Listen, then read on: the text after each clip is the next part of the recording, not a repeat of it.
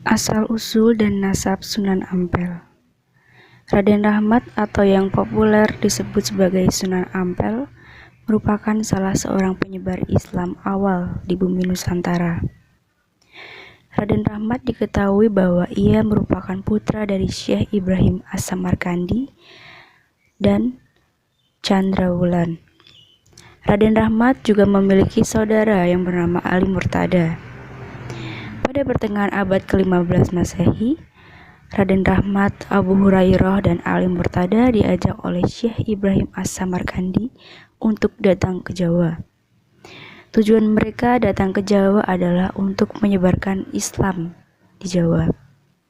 Saat itu, Kerajaan Champa di Vietnam merupakan sebuah kerajaan Islam. Kedatangan Raden Rahmat bersama saudara dan ayahnya mendarat di Tuban. Mereka tinggal beberapa waktu di sana dan menyebarkan ajaran Islam di sana. Sampai kemudian ayah Raden Rahmat yaitu Syekh Ibrahim As-Samarkandi wafat. Setelah ayahnya wafat, kemudian Raden Rahmat dan saudaranya pergi ke pusat kerajaan Majapahit. Di sana mereka berencana menemui bibinya yang dinikahi oleh Prabu Brawijaya, Raja Majapahit. Kemudian setelah menemui bibinya, Raden Rahmat dan saudara-saudaranya memiliki akses komunikasi yang baik dengan Prabu Brawijaya. Walaupun Prabu Brawijaya belum berkenan masuk Islam, namun ia menyambut dengan baik kedatangan agama Islam. Bahkan dia memberikan akses ke banyak tokoh muslim untuk diberikan kekuasaan di wilayah Majapahit. Bahkan anaknya Prabu Brawijaya yang bernama Raden Patah, dia juga masuk Islam dan menjadi penyebar Islam juga. Kedatangan Raden Rahmat ke Majapahit, yakni pada saat Arya Damar sudah menjadi Adipati Palembang. Sebagaimana diriwayatkan bahwa sebelum datang ke Jawa, Raden Rahmat telah singgah ke Palembang. Raden Rahmat juga berusaha memperkenalkan Islam kepada Raja Muda Palembang itu. Sampai-sampai Arya Damar sudah tertarik pada Islam. Hampir saja dia diikrarkan menjadi Islam. Namun, karena tidak berani menanggung resiko menghadapi tindakan rakyatnya yang masih terikat pada kepercayaan lama, ia tidak menyatakan keislamannya di depan umum. Setelah dia masuk Islam, dia memakai nama Aryo Abdillah. Setelah itu, Raden Rahmat diangkat menjadi imam masjid di Surabaya. Penempatan Raden Rahmat di Surabaya selain dilakukan secara resmi oleh Pecat Tanda di Terung, juga disertai oleh keluarga-keluarga yang dipercayakan Kerajaan Majapahit untuk dipimpinnya. Dari pengukuhan tersebutlah Raden Rahmat mendapat gelar sebagai sebutan Sunan Ampel Dinta atau yang lebih mudah dengan sebutan Sunan Ampel. Sunan Ampel menjadi imam di Surabaya. Saat itu bupatinya bernama Arya Lembusura. Pada saat itu Sunan Ampel menikah dengan Nyai Ageng Manila yang merupakan putri Bupati Tuban yaitu Arya Teja. Ternyata Arya Teja sebelumnya juga menikahi putri dari Arya Lembusura, Bupati Surabaya. Maka dari itu, Sunan Ampel setelah menikahi putri Arya Teja, secara otomatis ia menjadi cucu dari Arya Lembusura. Dan kemudian pada saat Arya Lembusura mangkat, Sunan Ampel menggantikan kedudukannya sebagai penguasa Surabaya. Sebagaimana dikisahkan sumber-sumber tertulis seperti Sejarah Raden Soerabaja yang mencatat bahwa Raden Rahmat adalah bupati pertama Surabaya secara resmi setelah kota tersebut benar-benar terbentuk. Sunan Ampel merupakan tokoh tertua Wali Songo pengganti ayahnya, Syekh Ibrahim As-Samarkandi. Ia berperan besar dalam pengembangan dakwah Islam di Jawa dan di tempat lain di Nusantara.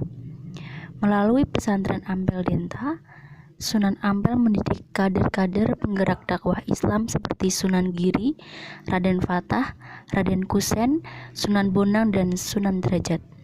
dengan cara menikahkan juru dakwah Islam dengan putri-putri penguasa bawahan Majapahit. Sunan Ampel membentuk keluarga-keluarga Muslim dalam suatu jaringan kekerabatan yang menjadi cikal bakal dakwah Islam di berbagai daerah. Jejak dakwah Sunan Ampel bukan hanya di Surabaya dan ibu kota Majapahit, melainkan meluas ke daerah Sukandana di Kalimantan. Sunan Ampel dalam catatan historiografi lokal diketahui sebagai tokoh yang menjalankan amanat agama dengan sangat baik melalui prinsip dakwah. Sebagaimana dicontohkan oleh Nabi Muhammad SAW, usaha dakwah yang dilakukan Raden Rahmat adalah membentuk jaringan kekerabatan melalui perkawinan-perkawinan para penyebar Islam dengan putri-putri penguasa bawahan Majapahit. Dengan cara itu, ikatan kekeluargaan di antara umat Islam menjadi kuat. Dengan kedudukan sebagai bupati yang berkuasa di suatu wilayah, gerakan dakwah yang dilakukan Raden Rahmat lebih leluasa, terutama dalam usaha memperkuat jaringan kekerabatan dengan penguasa-penguasa di wilayah lain. Di dalam Babat Tanah Jawi dituturkan bagaimana dalam upaya memperkuat kekerabatan untuk tujuan dakwah, Raden Rahmat menikahkan Khalifah Usaid dengan putri Arya Bari bin Adipati Madura. Dalam metode dakwah, Sunan Ampel dikenal ada istilah moh limo dari bahasa Jawa yang berarti tidak mengerjakan 5 hal tercela. Di antaranya, moh main atau tidak berjudi, moh ngombe tidak mabuk-mabukan, moh maling tidak mencuri, moh madat tidak menghisap candu, dan moh madon tidak berzinah. Metode dakwah ini terbukti dalam memperbaiki moralitas masyarakat yang konon saat itu telah merosot sampai pada level yang memprihatinkan. Inilah salah satu alasan mengapa Prabu Sri Kertawijaya memberikan keleluasaan kepada Sunan Ampel menyebarkan Islam kepada semua tingkatan masyarakat. Di Ampel, beliau mendirikan sarana ibadah yang kini menjadi Masjid Sunan Ampel dan sarana pendidikan untuk menunjang internalisasi ajaran dan nilai-nilai keislaman menggantikan keyakinan lama.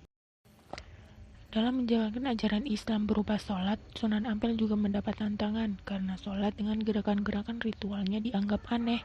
Di dalam Babat Tanah Jawi digambarkan bagaimana orang-orang menertawakan Sunan Ampel karena melakukan ibadah sholat yang dianggap aneh. Namun, Sunan Ampel dikisahkan sangat sabar menghadapi semua celaan. Bahkan saat dicela karena memilih-milih makanan, yaitu menolak makan babi dan katak, tetapi memilih makan daging kambing yang apak. Dan Sunan Ampel dituturkan tetap sabar dan tidak marah. Sebagai pewaris Nabi, karisma dan kekeramatan Sunan Ampel memancar tidak hanya ketika masih hidup, tetapi juga saat beliau telah wafat. Diperkirakan beliau wafat tahun 1478 Masehi. Makam beliau berada di sebelah barat Masjid Sunan Ampel. Ribuan peziarah datang setiap hari. Mereka berdoa dan membaca Al-Quran dengan khusyuk, mengekspresikan kecintaan dan kehormatan kepada Sang Sunan.